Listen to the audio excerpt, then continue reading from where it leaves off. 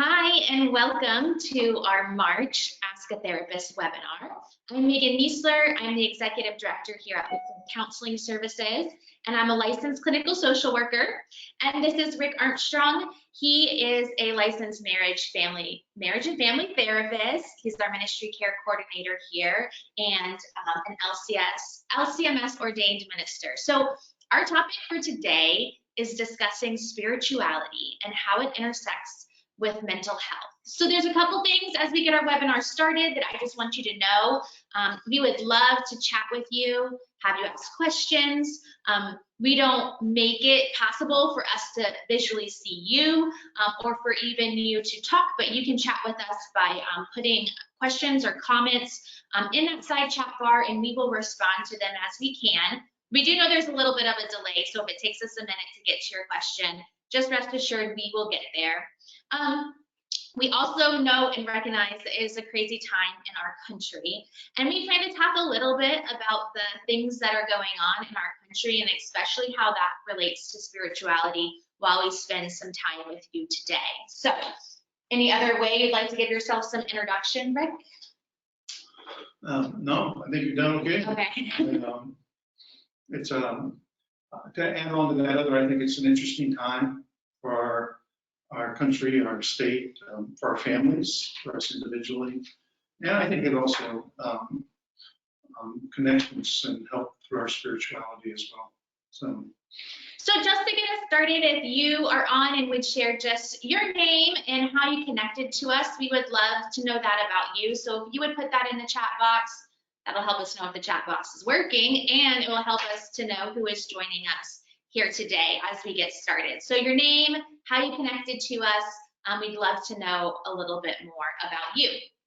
So we're going to get started. And any questions they have. Yes, and any questions you might have or any concerns, especially related to our topic of spirituality or to the craziness going on in our world today. But as we get started, we wanted to start with the definition of spirituality. So I'm going to ask Rick, what's your definition of spirituality? I usually think of spirituality, my spirituality is a connection, a process, a relationship to the one who created me. And it's a process, a relationship that provides me life, that provides me the assurance of value, that provides me wisdom and direction. And I think of spirituality as, for me, the response to my spirituality, my relationship is given to me by my Creator is following that which my Creator values, which is love the Lord your God with all your heart, soul, and mind, love your neighbor as yourself. So for me, that's the connection, and that's the process of spirituality for me. And I found that for many people in our world today, many people I work with, that the definition can ebb and flow with them, as the definition of Creator can ebb and flow with them. Yeah, I feel like when people talk about spirituality, it's not always related to their religion, but how they, like you said, how they define themselves in the value that they have, or in their relationship to their Creator, or what they believe their Creator, who they believe their Creator to be, which would also mean that some people don't have much of a spirituality if they don't believe they were created. Well, I guess so. I find that for some people, their spirituality, the biggest part of them for their spirituality is what gives them peace. Which could be connected to value, which could be connected to wisdom or whatever, but it's a place that gives them peace, is what they would say. So, like a center, a calming peace. Okay, so then when we talk about spirituality, there's also pieces of religion, I think, that come into that. So how are spirituality and religiosity different? How do they differ from one another? We were talking before we started that I guess for me, and probably it's got something to do with the fact of 25 years as a parish pastor, 40 years as an ordained minister. I think that Well, I know my spirituality and my religiosity, if you want to put it in that term, are connected. That there's a lot of things about my spirituality that is lived out in my religion. I would say probably in the reverse also, things that my religion per se believes in that I find in my spirituality. I do find that for people today, a lot of my clients are unchurched. A lot of my clients don't attend church. Some of my clients have never attended church. And for them, there is a difference between religion and spirituality. And I guess what I hear most often from them is that they have a frustration with, per se, religion, denominations, organized religion, they'll use that term, because it seems to be more about demands, rules. Yeah. Some of it's the rituals that they don't want to do those same rituals, and so there's an agree or disagree with that, and that for some I hear them saying that it takes away from. It feels like it's more connected to what the group wants as opposed to what is my creator, what is my God saying to me, and what is that want.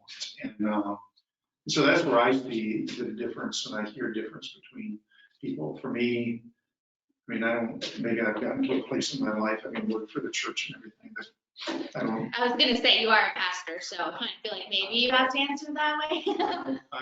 There's some things by religion, I guess I ignore or don't always like. Yeah, or whatever, so. But like right now, in times where so much of our religion as Christians is to worship on Sunday mornings, and we can't gather in worship, I wonder how much more people are relying on their spirituality rather than their religion and their faith practices in this time. Because it just is going to look a whole lot different. I don't remember if I talked about this on one of our other, but I went to a spiritual director, a Roman Catholic priest in the area, was a spiritual director. And one of the things he told me about his spiritual life was that he said his spiritual life was fed. Feeding for his spiritual life and the bulk of his spiritual growth took place in his daily devotional prayer meditation time.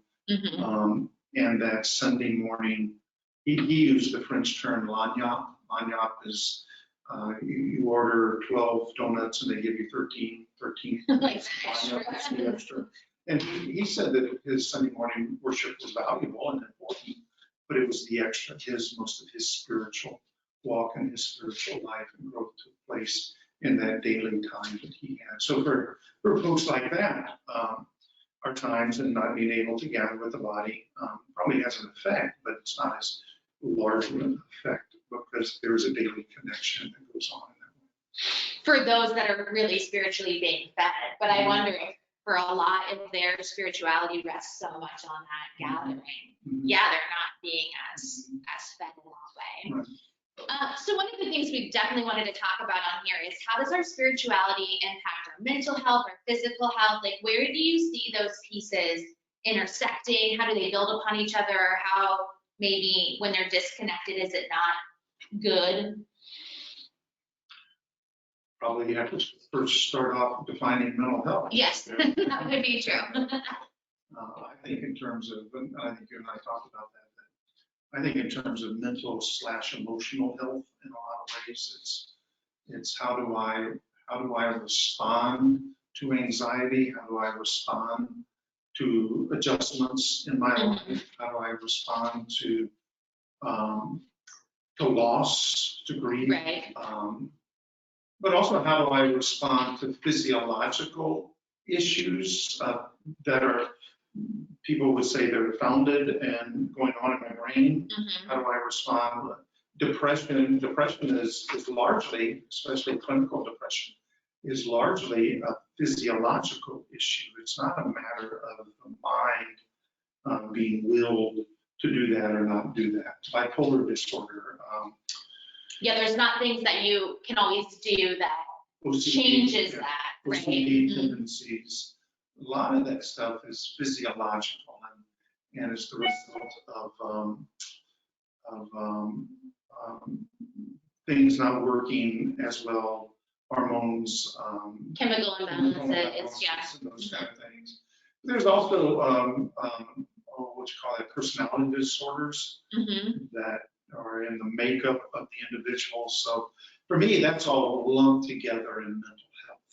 Right. And I think spirituality and one's value and one's strength and one's larger view to life and one's spirituality or the rituals of religion can be very helpful for people as they struggle through those times. So I find in my work that there's a connection.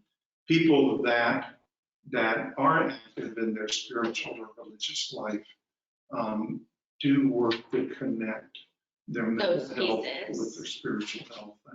And I've had occasions where I've worked with people who don't have much of a religious or spiritual life, and they've inquired about that, and it kind of like it opened up a whole new place for them to draw from. Well, with the mental health thing, I think I hear with clients like, what's wrong with me, right? And that question, and then if you intersect that with spirituality, it's your creator created you. And this is part of who you are. Things that you need to be more aware of about yourself for sure, but they definitely intersect in that way. What about physical health, spirituality intersecting with physical health? How do I treat my body? What do you believe about your body? I think some of that's pros and cons. If somebody is not taking care of their body, what is that saying to me as to what do I think of me? Because it's not just I'm hurting my body, I'm hurting me. Right. And so there's a connection, I think, to what's going wrong with what do you not like about yourself or something like that. But I also find physical health, physical activity produces endorphins and helps with the mental and emotional health. And I really do buy into the roundedness of our whole body, a whole experience, yeah.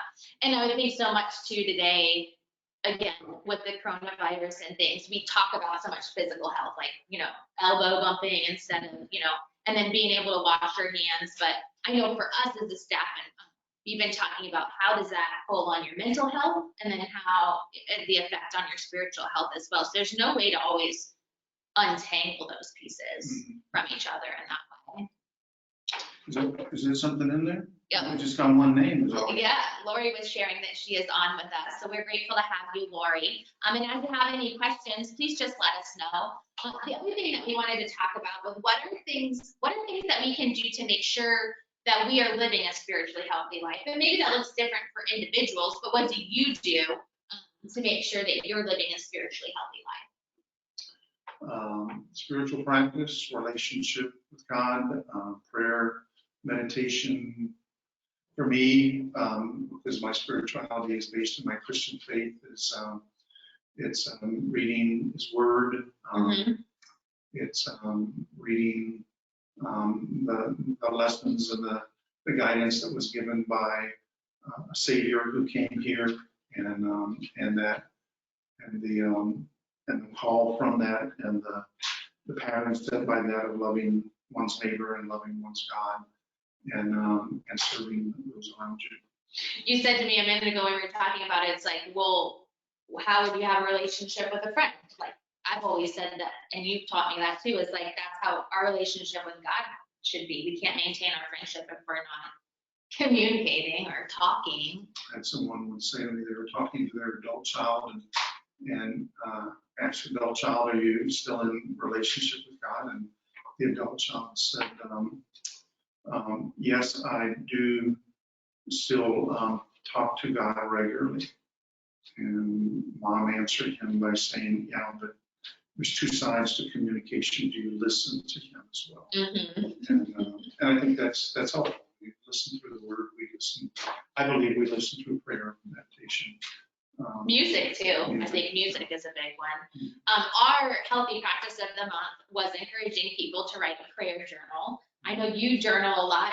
In one of our other webinars, you had brought in, you might not do it in a journal, right? You do it on a little slip of paper, your prayers. No, Oh, my prayers. your prayers Well, on a little slip of paper. One of the different things.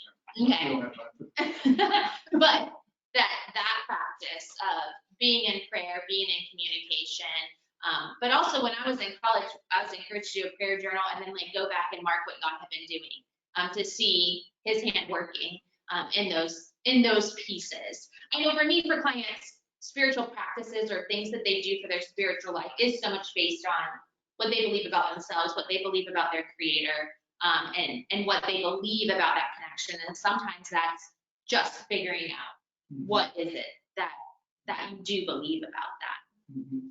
So as we're going to wrap up here in a couple minutes, let's just spend a moment on the craziness going on in our country and in our world today, recognizing that things are not as normal, and every 2 hours there's a new update on things. So what kind of ways can our spirituality and the things that we believe about our Creator impact the crisis that's going on around us? Well, I told you earlier, I started in my journaling today, and I think I discovered halfway through my journaling this morning that it's probably the beginning of a blog I'm going to write. The reading today was the reading from, I can remember the words. The Bible.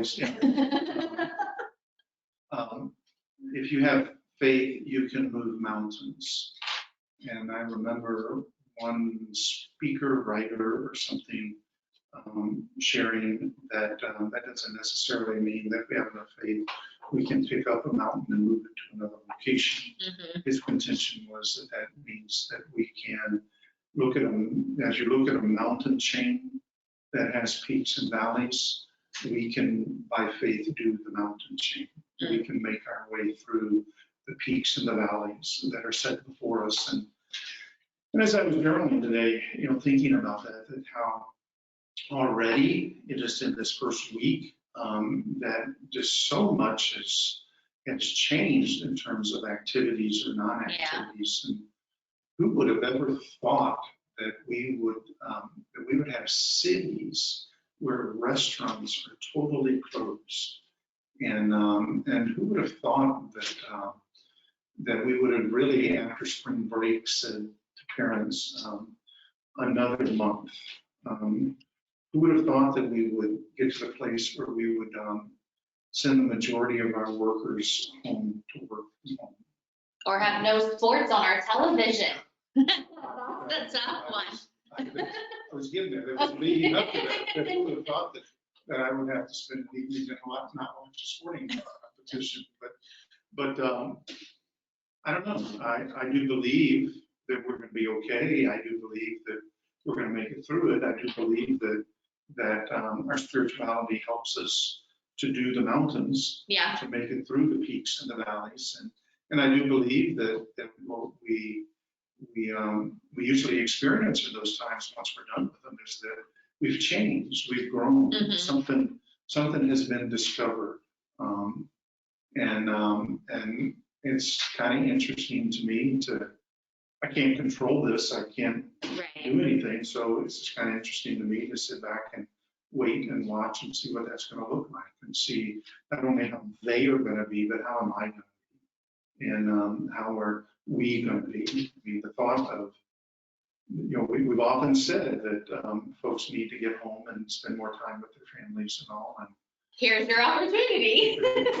I am aware, because of clients I have and all, I am aware that for some people to spend that time at home is not going to be a pleasant piece, because there's not good relations and safe relationships at home. And so that's where my prayer is. My prayer for those who are vulnerable, and as coming home or connecting needs to be done, that there can be a carrier in there, and there can set off a whole terrible chain of events of one's health. And maybe that's too where we trust and we find our place, and maybe that's where we get forced to change our definition of okay. Yeah, and that's something we often talk about through adjustments in crisis, and we're going to be okay, but that okay is going to look a whole lot different in that way. My wife and I are empty nesters, so we don't have little kids running around, and we haven't had that for a week. Well, we had it off and on because we had grandkids in the neighborhood, but in the area, but for parents who are going to have their little ones for 4 straight weeks. I think Rick is saying you can send him to his house. That's what he's saying. So it is going to be an interesting time. And I mean, I think that's also what the writer there in the passage says. I have to have faith because I don't have control. Right. I can't change this, but I can allow myself to change, to live this. And that's the ultimate piece too of control, right? Because our anxiety is so much based on the fact that we can't control certain circumstances, and we look to grab control of things. And I think our spirituality needs to be based in that our Creator is ultimately in control, and He knows better, and I believe that strongly. And so resting in that assurance isn't always easy, but definitely necessary. As we wrap up, we want to remind you that LCS, we continue to see clients and offer sessions during this time, but we do have platforms to be able to offer online sessions, phone sessions, and we're going to work to roll out some other virtual groups in the coming weeks to support people like chaplains and church workers and parents and adolescents that just need more support during these times. So please be looking for that in the coming weeks, that we're going to send that out to you to make available free of charge. Would love to just be able to support you in that way. But as you know, people that are in need, please let us know. We'd be happy to assist in that way. Anything else that we wanted to share about spirituality or crisis in our country today? I can't think of anything. What do you have? Yeah, I just think that, you know, as people, this is another challenge to be able to look at how our spirituality, mental health, and physical health intersect. And so to take care of those things in your life through uncertain times is important. And so let us know what your needs are. Thank you for joining us. Thank you for joining us, Rick. And we're going to continue to offer our webinars once a month. Would love to know what other topics you would like us to tackle. But thanks for being with us. We pray that this month you might find time to start a prayer journal, increase those spiritual practices to make you a more healthy and rounded individual. Have a great day, guys. Bye. Bye.